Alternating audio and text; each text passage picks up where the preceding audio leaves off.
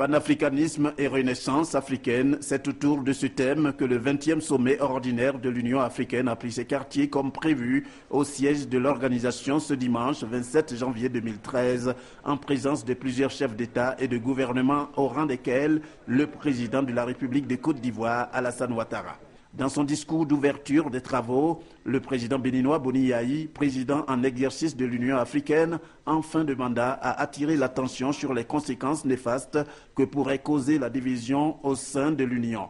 Cela non sans rappeler les difficultés lors des élections qui ont porté la Sud-Africaine Dlamini Nkosazana Zuma à la tête de la commission de l'UNIA. Se félicitant toutefois de cette victoire pour l'organisation panafricaine, car c'en était une, le président Yayi Boni a indiqué que seule la cohésion et l'entente pourraient faire de l'Afrique un continent plus fort. L'avenir de notre organisation dépend d'abord et avant tout de ce que nous avons de plus cher à partager, l'unité politique et la cohésion, qui ne sont pas envisageables sans la paix, la stabilité et la sécurité, gage d'un développement durable pour une Afrique intégrée, pacifique et prospère. Nous devons à cette fin redoubler d'efforts pour la mise en place de systèmes électoraux libres et transparents dans nos pays et veiller au respect scrupuleux des constitutions adoptées par nos peuples et du principe de l'intangibilité des frontières, tel que consacré par les textes fondamentaux de notre chère organisation.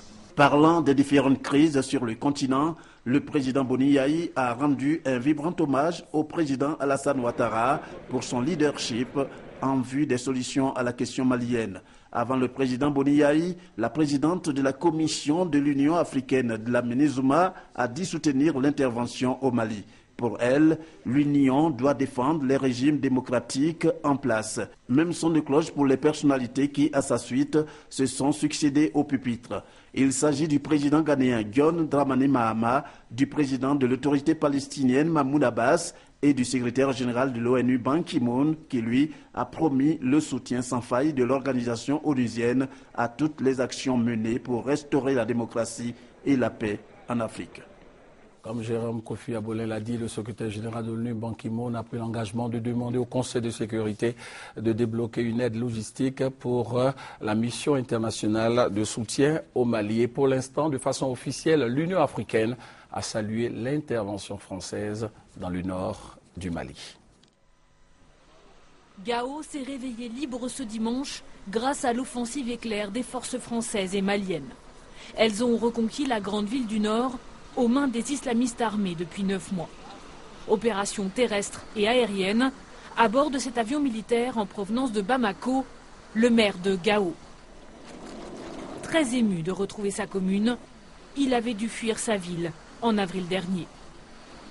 Mes sentiments, je tombe du ciel pour être chez moi, grâce à Dieu et grâce à la France.